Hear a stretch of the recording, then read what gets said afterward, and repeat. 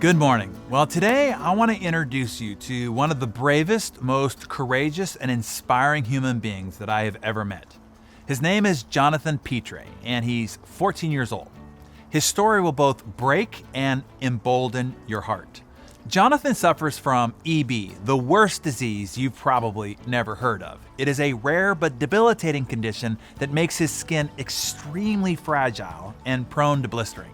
Jonathan is what is called a butterfly child, and here is just a glimpse into the agonizing 3 or 4 hours that he and his mother have to spend every other day. To help manage his condition and prevent infection, Jonathan and Tina must go through the most excruciating process of Jonathan's day, his bath. 1, 2, 3, up. Once he's fully soaked, the two carefully remove all the bandages from Jonathan's body. It's an incredibly delicate process. It's always that battle between pain and not. What? Nothing, I just want you to keep taking your dressing off. Is there more skin on your hand?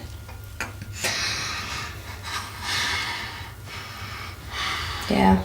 I saw it, Johnny. You didn't have to show me. I know, I saw that too.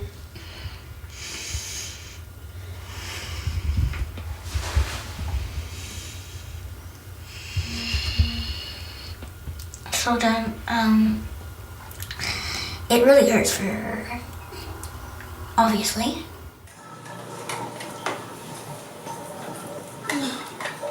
The bath is just the first part of the process. The second part involves putting a new set of dressings on his body. In total, the bath and dressing can take over 3 hours, and Jonathan and Tina must do it every other day.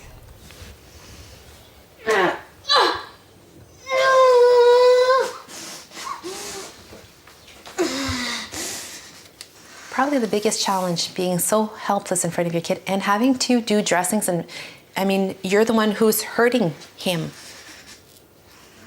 Now, after watching that, try to ever complain about anything, ever again. Oh, you didn't make the sale? You lost your job? Traffic? Spouse not meeting your needs? Kids driving you crazy? Bad weather? Bad hair day? You got a hangnail, a little tired, feeling stressed? Ad nauseum. You feel kind of bad now? After spending time with Jonathan, I did too. Jonathan has helped eliminate any excuses you or I ever can possibly come up with. When I asked Jonathan how in the world he is able to endure and make it through so much pain, he taught me one of his tricks, as he calls it, on how he's able to push himself through and past his pain threshold. I'm telling you, this trick has forever since changed my ability to endure pain and see things through. Jonathan calls it going into the void. When Jonathan starts hitting his pain threshold, he mentally steps into a dark room where in the middle of the room, there's a little candle that's flickering. He pours all his pain into that candle flame. The flame is his will and determination.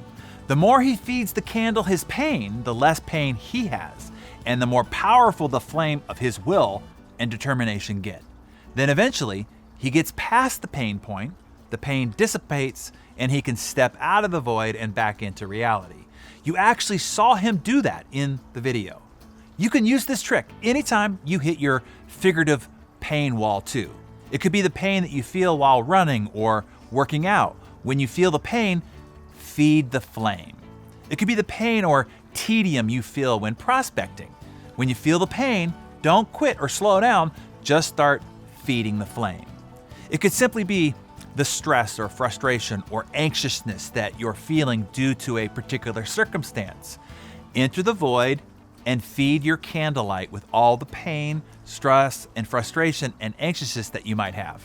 What is happening here is this. First of all, physically, you are far more powerful than your mind lets you be. You can handle way more than you think you can. Meeting Jonathan hopefully reminded you of that. What this self-hypnosis does, it gets your mind to focus outside of yourself by focusing on the flame. Then mentally, it gets the negative energy out of your body as you mentally feed the flame, and then simultaneously, you're mentally building the flame of your will and your determination and your valor. It's a really great trick. After interviewing Jonathan, I used it that night in the gym. I had one of the best workouts I've ever had in years, and I do it every time I start to feel stress. I just feed the flame. Try it today.